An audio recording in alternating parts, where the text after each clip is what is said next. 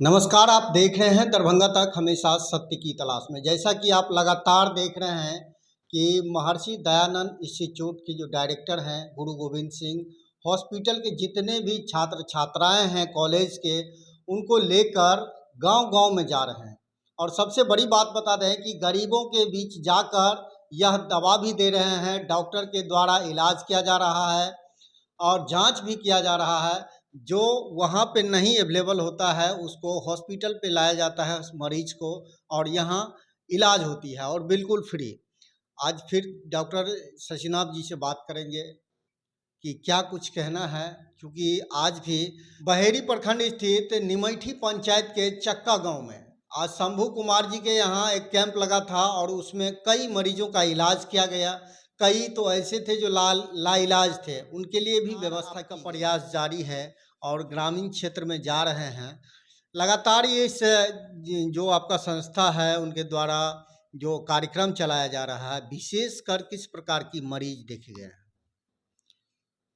अ, इसमें है सर क्या जो हमारे संस्था की तरफ से जो हमारा इंस्टीट्यूट है Maharshi Dayanand institute of nursing जो होलपट्टी लहसे में है इसका, और 100 बेडेड जो है मेरा अस्पताल आपको वहाँ है बहेड़ी में कर्पूरी चौक के पास।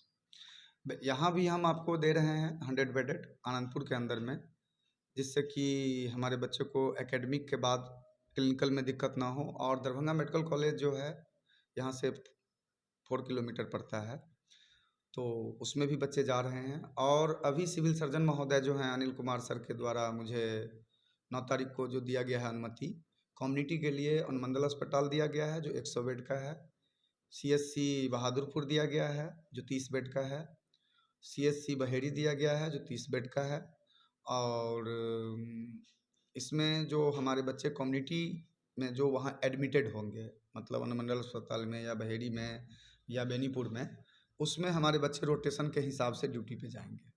और जो रूलर है, हमारे देश के जो प्रधानमंत्री जो आज के डेट में आपको अपने कर्तव्य के प्रति और अपने जवाबदेही के प्रति बहुत ही कोरोना पीरियड में जो है सो वो रहे और किसी चीज़ की प्रॉब्लम्स नहीं हुआ।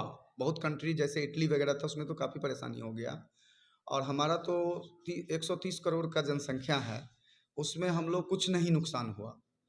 किसी चीज़ का दिक्कत भी जहाँ जहाँ थोड़ा मोड़ा ऑक्सीजन का प्रॉब्लम आया तो वो भी वो सॉर्ट आउट किए, और उसमें सभी सहयोग किए, चाहे वो पुलिसकर्मी हो या आपको आर्मी हो या रेलवे हो या एयरलाइंसेज हो, स्वास्थ्य कर्मी में नर्सेज हो या डॉक्टर हो, ऑन 24 घंटा सभी अपने अपने कर्तव्य को निभाए। और कुछ हमारे देश का देवी कृपा भी है, तो ऋषि मुनि का भी कृपा है, और इम्यूनिटी के मामला में भी हमारा देश स्ट्रांग है। हाँ, अब है जो नेशनल रूरल हेल्थ मिशन जो गवर्नमेंट का बना हुआ है मिनिस्ट्री, वो खास कर रूरल एरिया के लिए ही बनाया गया है। जो जितने भी रूलर्स है, चाहे वो ब्लॉक है, पंचायत है, ट्रैवलिंग एरिया है, ट्राइबल एरिया है, जहाँ पे हम संसाधन नहीं, फ्लड एरिया है जहाँ पे बाढ़ आ गई, तो हमारा बिहार तो थोड़ा नदियों का संख्या ज़्यादा है, फ्लड में डिस्टरबेंस होता है, लेकिन अब तो बहुत पुल बन गया। इसमें हमारे राज्य के मुख्यमंत्री भी बहुत सक्रिय हैं। और अभी जो मेरा मेन चल रहा है, आपको समस्या आ रहा है, आपको हाइपरटेंशन, बीपी, जो सबसे बड़ा घातक है।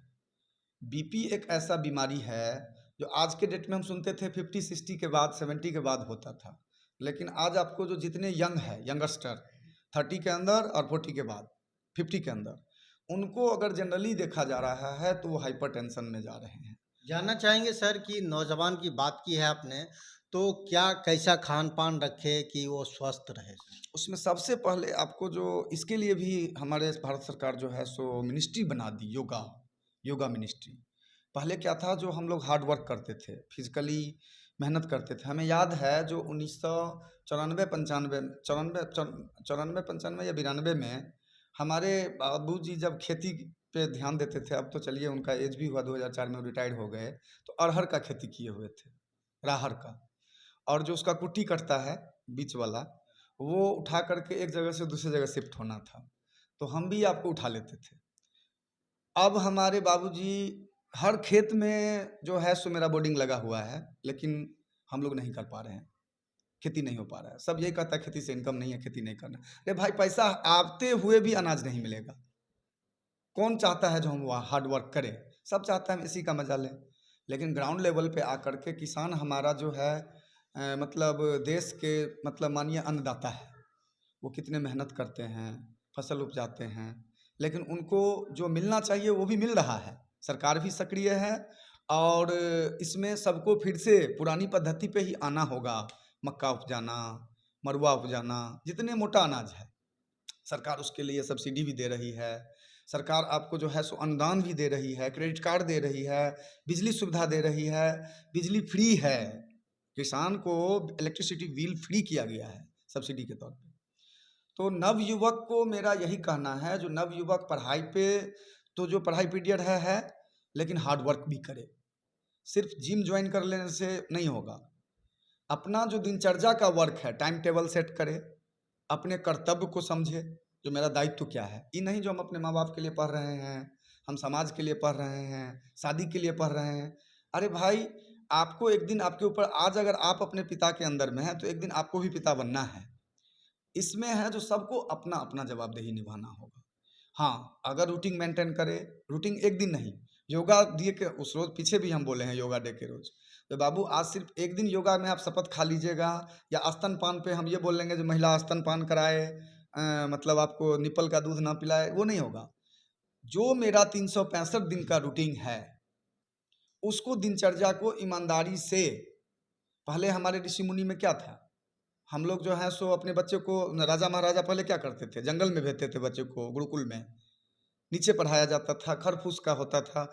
अब हमारे गार्जियन या बच्चा टीआरपी देखता है, जो उस कॉलेज का 5 स्टार है कि नहीं है, बिल्डिंग है कि नहीं है, एसी है कि नहीं है। अरे आपको एसी लेके नहीं जाना है, बिल्डिंग लेके नहीं जाना है, आपको नेचुरली प्रशिक्षण ले करके, हार्ड वर्क कर करके, चाहे जो जिस लाइन में है, इंजीनियरिंग में है, बैंकिंग में है, मैनेजमेंट में है, या आपको छोटा मोटा डिप्लोमा कोर्सेज में है, पैरामेडिकल में है, जो जहाँ है सबका महत्व है। वो अपने कर्तव्य को समझे, जवाबदेही को समझे और निस्वार्थ रूप से करे। आप कहिएगा जो निस्वार्थ रूप से करेगा तो उसका पेट कैसे चलेगा? कर्म आपके बस में है।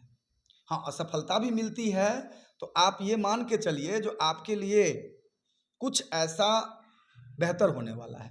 अब हमारे कलाम साहब हैं, डॉक्टर एपीजे कलाम साहब, उन्होंने एनडीए फेस किया था और देहरादून में उनका इंटरव्यू था। तो इतना उनके पास गरीबी था जो किराया तक के केरला से आने के लिए, देहरादून मतलब उत्तराखंड तक आने के लिए पैसा नहीं था। उनकी एक बहन थी जो अपनी जेवर बेच दी, जेवर बेच करके वो आए और उनको फिर रिटर्निंग के लिए भी पैसा नहीं था। लेकिन वो एनडीए में जब छट गए, उनको आत्मविश्वास था जो हमें एनडीए कंप्लीट कर लिए तो ज़्यादा से ज़्यादा क्या होते हैं, एनडीए का जो है सो कमांडेंट बनते, कमांडेंट ऑफिसर बन के रहते। लेकिन अब हमें अभी फिलहाल ऋषि का धाम, जो उनको ऋषि उत्तराखंड में देखे या किए उतना नहीं इतिहास याद है, लेकिन जहाँ तक हम सुने हैं, जो जब वो देख रहे थे जो हम पहाड़ पर से गिर जाएंगे, सुसाइड कर लेंगे, तो ऋषि को ध्यान चला गया सुबह।